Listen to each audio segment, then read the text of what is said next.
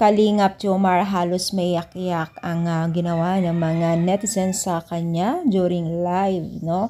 So, syempre bago natin ipagpatuloy ang ating pag-support today's speech, o kung bago ka pa lang sa aking channel, please subscribe po, like, and pakit na rin po natin guys ang notification bell upang ma-update po tayo tuwing ako po nag-upload sa mga viral and trending video.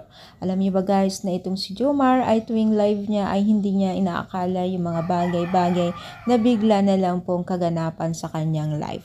So yung latest live niya talaga ay hindi po talaga niya mapigilan na halos hindi siya makapaniwala dahil sobrang dami po ang nagpapalipad sa kanya.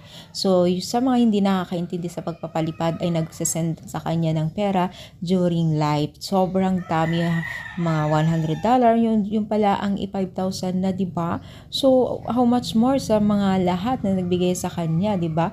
Napakadami niyan. Sobrang blessed po ni Jomar dahil syempre ginamit ni Lord ang Team Kalinga para sa ganun ay mas makilala din siya sa larangan ng social media, even kay Carla. Lalo na siya na noong nagka-love team sila at habang tumatagal ay hindi po sila bumababa.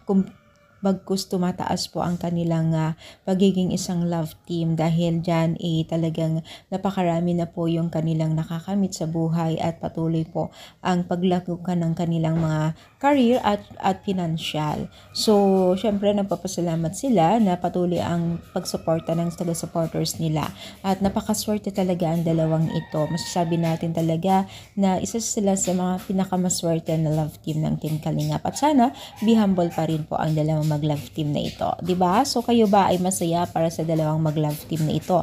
I-comment down, pa-like pang ating video. Thank you so much guys. More power and syempre guys, God bless all guys.